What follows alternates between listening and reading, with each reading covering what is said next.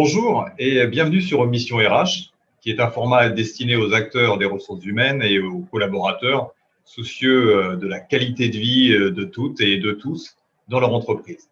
Alors, sur chacun des épisodes à venir, je recevrai une femme, un homme impliqué dans l'amélioration du vivre ensemble, du rôle émergent de l'entreprise qui se dessine, toujours plus agissante vers la protection de l'autre et de la planète. Alors, cet invité viendra nous parler de ses projections, de sa politique, des actions qu'elle a réalisées au sein de son organisation, mais aussi des moyens mis en place pour les évaluer. Nous serons bien sûr très intéressés par ses réponses, mais également par ses questions, puisqu'en fin d'épisode, nous proposerons à nos invités de poser une question au prochain invité sur le sujet de son choix. Pour ce premier épisode, je reçois Anne-Valérie Crespo, qui travaille déjà comme tant d'autres à préparer ce fameux monde d'après. Anne-Valérie, bonjour. Bonjour Gilles. Merci d'être cette première invitée. S'il te plaît, peux-tu te présenter rapidement et expliquer ton rôle au sein du groupe La Poste, mais également tes engagements extra-professionnels? Eh bien, alors d'abord, je suis très très fière d'être là à vos côtés aujourd'hui, ravie d'initier ce cycle d'échanges qui, j'espère, sera utile. En ce qui me concerne, je suis déléguée au développement régional pour le groupe La Poste, des sujets RH et des sujets RSE, donc des sujets qui traitent des ressources humaines, en transverse pour l'ensemble des branches et des filiales du groupe La Poste en Occitanie. C'est environ 16 500 personnes ici dans notre région. Et des sujets qui traitent de responsabilité sociale et sociétale de l'entreprise, donc du groupe La Poste, sur ce même périmètre. À titre personnel, j'ai été longtemps DRH au sein du groupe La Poste, donc ce sont des sujets que je connais bien sous l'angle opérationnel, et j'ai été manager courrier-colis, directeur de centre de tri et de distribution, notamment sur la Camargue. Et sur le plan personnel, parce que l'un va avec l'autre, de mon point de vue, je suis engagée maintenant depuis plus de 15 ans sur des questions de lutte contre les discriminations.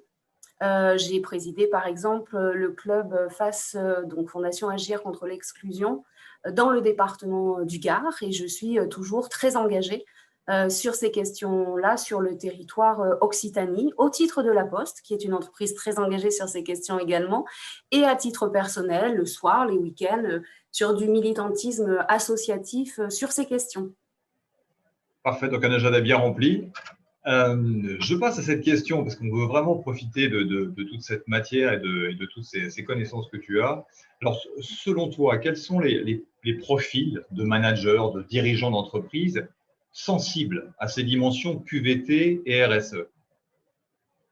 Alors, je vais en parler sous plusieurs angles. Au titre de La Poste, ce qui me paraît intéressant de souligner, alors La Poste est une grande entreprise qui a des missions d'intérêt général depuis le XVe siècle, donc qui est très sensible à ces questions-là et qui les a réfléchies de manière approfondie depuis longtemps. Nous avons d'abord créé une direction de la RSE, et puis ensuite, petit à petit, les thématiques se sont développées, ont innervé l'ensemble des branches et des filiales du groupe. Et nous avons aujourd'hui une direction de l'engagement sociétal qui fait partie du COMEX du groupe et qui en fait mène des actions par l'intermédiaire de l'ensemble des postiers. Alors les postiers, ce sont toutes les personnes qui travaillent à la Poste, du facteur au président de la Poste, quelle que soit leur activité professionnelle, logistique, colis, distribution ou banque postale par exemple. Et en fait, aujourd'hui, et c'est, je crois, un point peut-être important, La Poste devient cette semaine une entreprise à mission. Elle a développé sur toute l'année dernière, avec plus de 4000 parties prenantes, y compris à l'extérieur de l'entreprise et sur tous les territoires, l'analyse de ce qu'elle veut être dans le futur, et elle a déterminé une phrase qui est la phrase qui prouve, me semble-t-il, à quel point les leaders du groupe La Poste au niveau du COMEX, mais également l'ensemble des managers du groupe et l'ensemble des postiers sont engagés sur ces thématiques de RSE. Donc cette phrase, la raison d'être, c'est La Poste est au service de tous, utile à chacun. C'est une entreprise de proximité humaine et territoriale, et elle développe les échanges, elle tisse des liens qui sont essentiels en contribuant au bien commun de la société tout entière.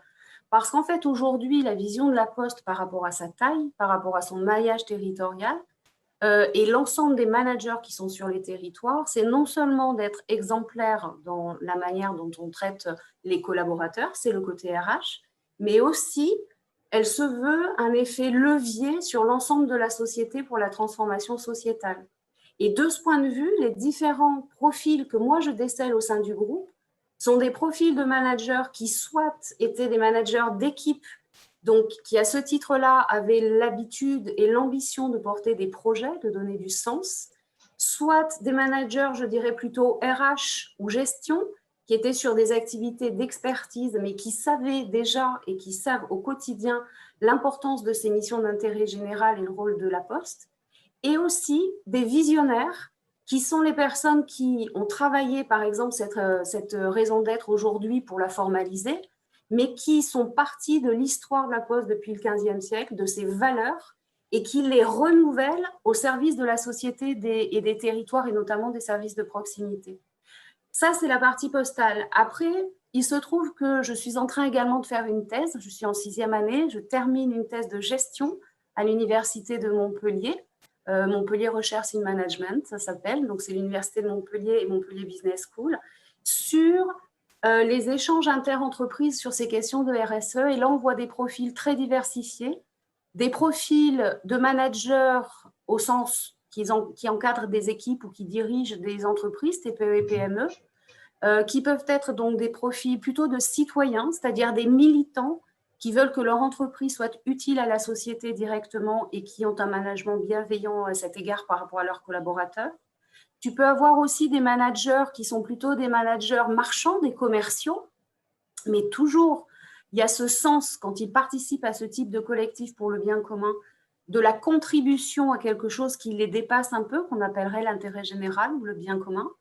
Et puis, tu peux aussi avoir des profils plus domestiques, au sens des gens qui sont sur une sphère davantage privée, mais qui, dans cette sphère privée, contribuent en tant que parents d'élèves, par exemple, en tant qu'élus ou membres associatifs dans l'association du coin, sportive ou culturelle, à innerver le territoire de ces questions sociétales. Parce qu'en fait, tout est sociétal. La personne que l'on est, au-delà du professionnel, a un rôle dans la société au sens du fait qu'on rencontre d'autres personnes tous les jours, que ce soit dans le travail ou pas. Absolument.